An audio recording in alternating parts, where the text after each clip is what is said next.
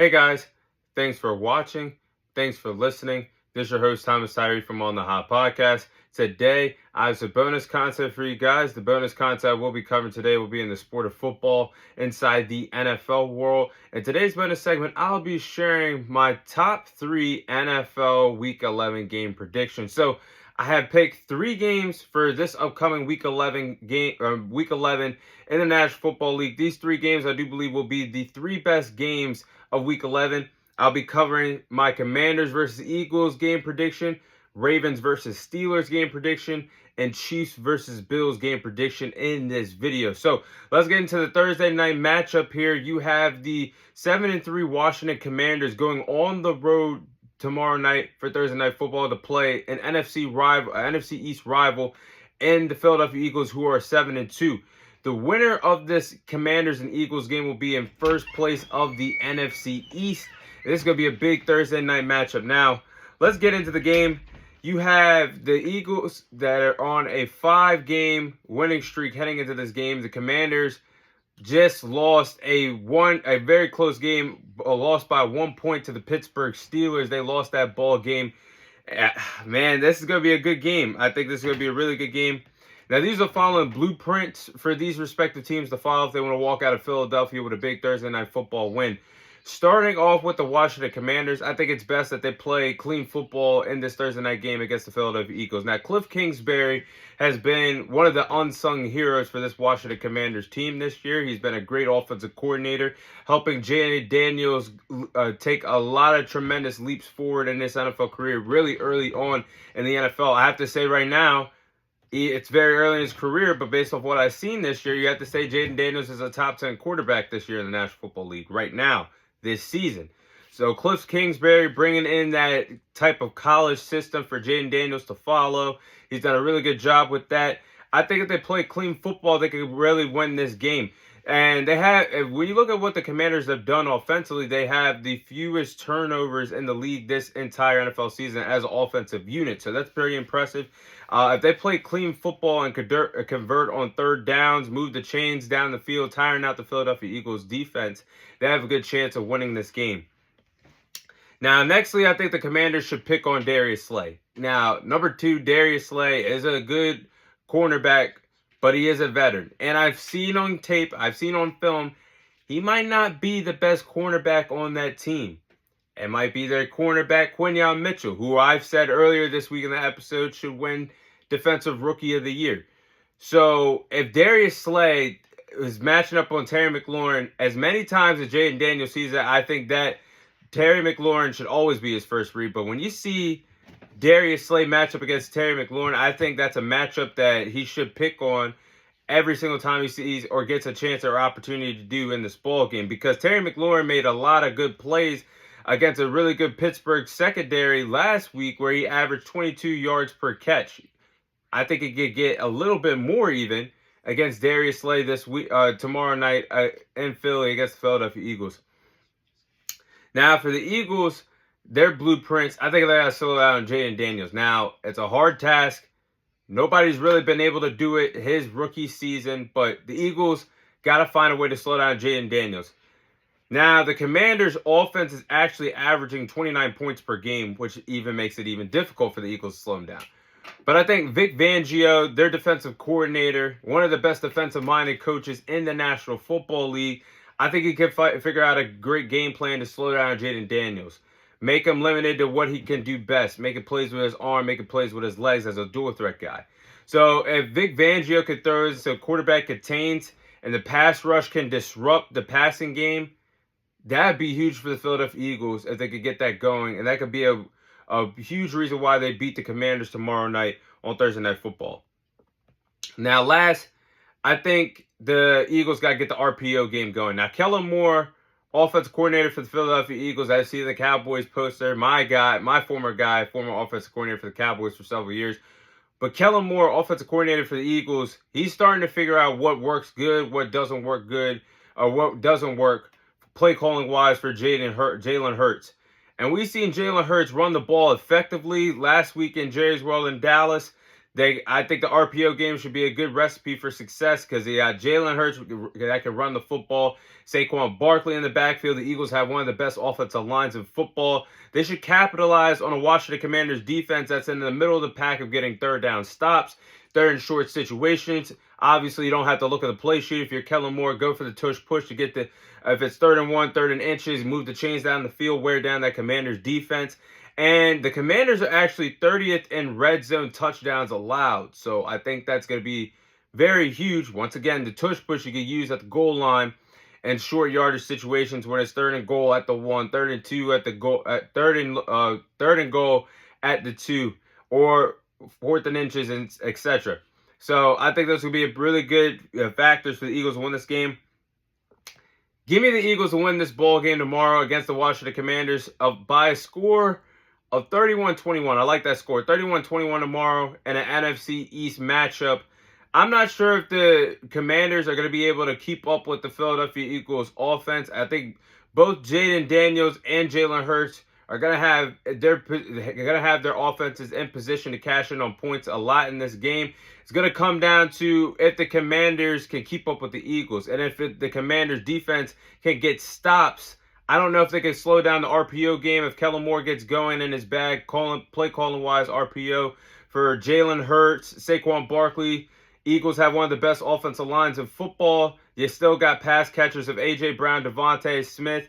I don't know if the Commanders are going to be able to slow them down defensively. And I think the offensive coordinator versus defensive coordinator matchup of Vic Fangio versus Cliff Kingsbury. Give me Vic Fangio to win the battle tomorrow night, with the Eagles defense getting the advantage over the Washington Commanders offense to help the Eagles win probably a ball game that they'll win by a score of maybe 31-21 tomorrow. Now, let's get to the next game. You have the 7-3 Baltimore Ravens going on the road to play the 7-2 Pittsburgh Steelers. Now, this has some big ramifications in the AFC North. The winner of this game will be in first place of the AFC North. This is the best rivalry in the NFL right now. The Ravens and Steelers always bring it each and every single time that they match up against each other. I think it's going to be another good game Sunday that we see in Pittsburgh. Now, the Steelers are riding a wave of momentum heading into this game. They are on a 4-game winning streak heading into this game. These are the following blueprints that I have for these respective teams to follow if they want to walk out of Pittsburgh with a win. Starting off with the Ravens. The Ravens pass rush has to get home to Russell Wilson and disrupt them in the pocket. Now, what I've seen watching the Steelers in the last 2 games when they matched up against the New York Giants and the Washington Commanders, that do have pretty solid pass rushers on both respective teams, I will say. But the Steelers' offensive line hasn't really done a good job pass blocking because in the last 2 games, Russell Wilson has been sacked a total of 7 times in the last 2 games.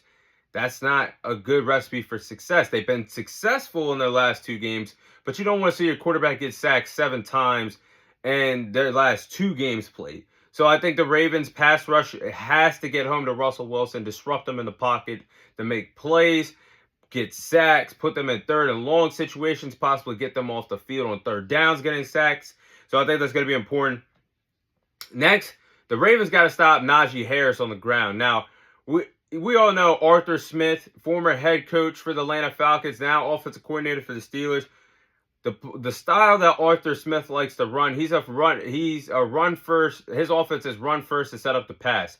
When Najee Harris and Jaylen Warren get going in the backfield, the running game gets going. That sets up for Arthur Smith to plays for Russell Wilson as he drop back in play action, or get him going in read option plays.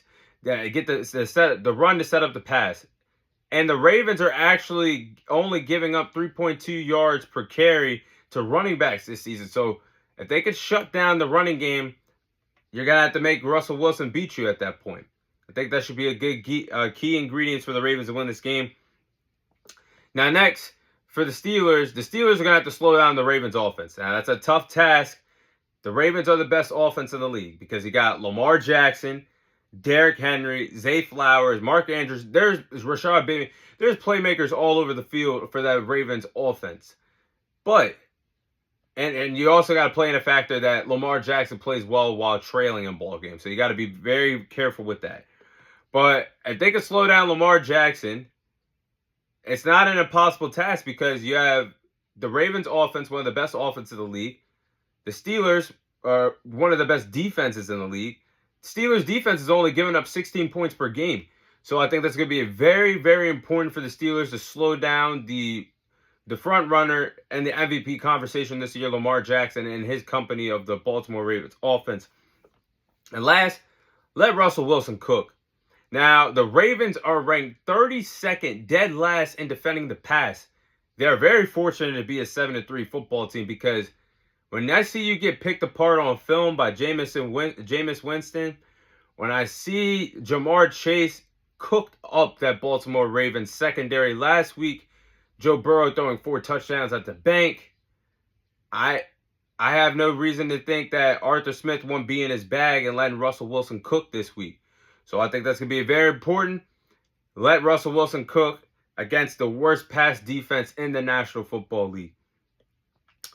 But with that being said, I'm going to go with the Steelers to win a very close ball game. Give me the Steelers to beat the Ravens 20-17 at home.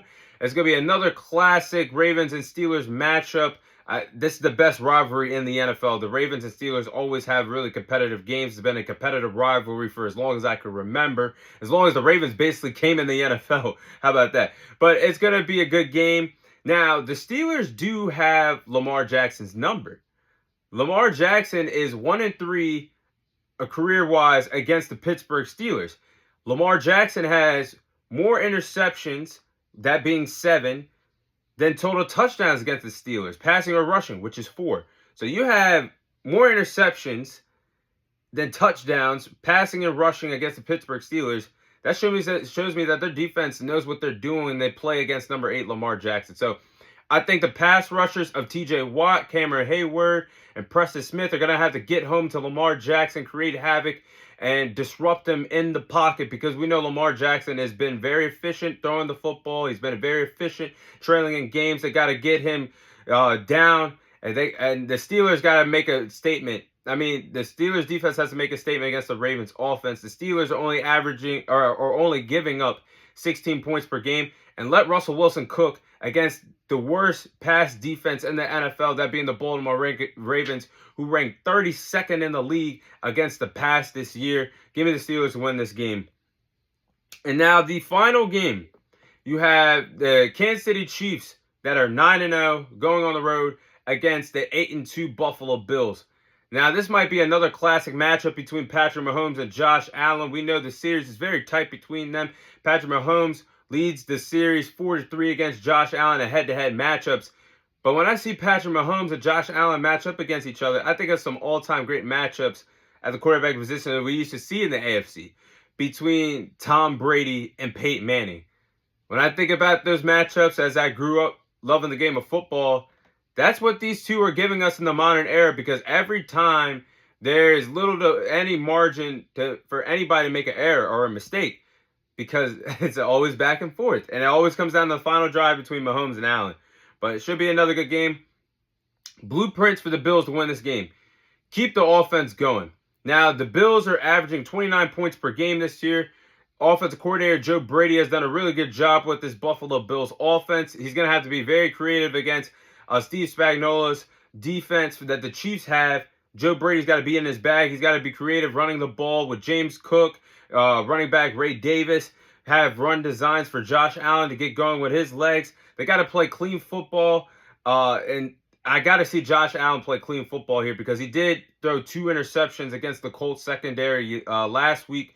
Got to play clean football against this Kansas City Chiefs defense. And the Bills got to create turnovers. Now, Patrick Mahomes, this is his worst year stat-wise in his NFL career. He has 12 passing touchdowns with 9 interceptions. That's not something we see from the baby goat and Patrick Mahomes. So if the Bills can create turnovers, get their defense off the field, for the Bills to control the pace of the game and have the offense cash in on opportunities, with the Bills cashing in on possible turnovers, the Bills just did get 3 interceptions against Joe Flacco last week when they played against the Colts. I think 3 interceptions, I should say. I think that's going to be a key ingredient for the Bills to win this game. Now the Chiefs. Chiefs got to do a good job stuffing the run. They only allow 3.2 yards per carry to running backs this year, any ball carrier that's running the football. In a game where you're going to have to lean on the passing game and the running game, if the Chiefs can zero in on the Buffalo Bills running game and make Josh Allen beat them, that could possibly lead to Josh Allen playing too much hero ball and turning over the football, something that we haven't really seen this much this year. If the Chiefs can do that, I think they got a good chance of winning this ball game. Now, lastly, they got to get Chiefs. Andy Reid's got to design plays to get pass rushers like DeAndre Hopkins and Travis Kelce going early. You're going into hostile territory on the road in Buffalo. I think if they could get their pass catchers of DeAndre Hopkins and Travis Kelce going with some dink and dunks, some screen plays, some slants, out routes, I think, and that could grow their confidence as the game goes on against a really rough Buffalo Bills defense that hardly surrenders any yardage to tight ends and wide receivers. They got caught lacking last week against the Colts offensively, but for the most part, they don't surrender a lot to opposing tight ends and wide receivers this season. So get your receivers going, your pass catchers going by some dink and dunks, some slants, some out routes to build their confidence for some big moments later on in the ball game. But with that being said, give me the Buffalo Bills to win this ball game. I like a score of 27-24 to break the undefeated streak that the Kansas City Chiefs have this season. They are 9-0. I don't think they're going to finish the season undefeated. This is a really tough task to go into Buffalo playing a red-hot Buffalo Bills team. But I'm looking forward to this matchup, man. Mahomes and Allen are the modern-day matchup at the quarterback position of what Tom Brady and Peyton Manning used to give us out there in the AFC Conference. I think this is going to be another classic game. But I think if Joe Brady, offensive coordinator for the Buffalo Bills, has a good game plan, play calling wise, mixing in the run to set up the pass, and Josh Allen doesn't play too much hero ball, limits his turnovers like he's been doing all season long, I think the Bills can win this game against Kansas City Chiefs. And even though it is hard to beat the Chiefs, if the Bills defense can create turnovers against Patrick Mahomes, who is having his worst year stat-wise, 9 interceptions, I think the Bills, if they create turnovers, and the Bills cash in on opportunities to cash in on points after possible turnovers, I don't see why the Bills won't win this game. I could actually see Tyler Bass hitting a game-winning field goal. He hit a 60-plus yard field goal against the Miami Dolphins a few weeks ago. I wouldn't be surprised if Tyler Bass hits another game-winning field goal in Buffalo this week. But those are my 3 NFL Week 11 matchups and predictions. That is all the time I have for you guys today. Thank you guys for watching. Thank you guys for listening. This is your host, Thomas Tyree, signing off. And I'll see you guys on next week's episode.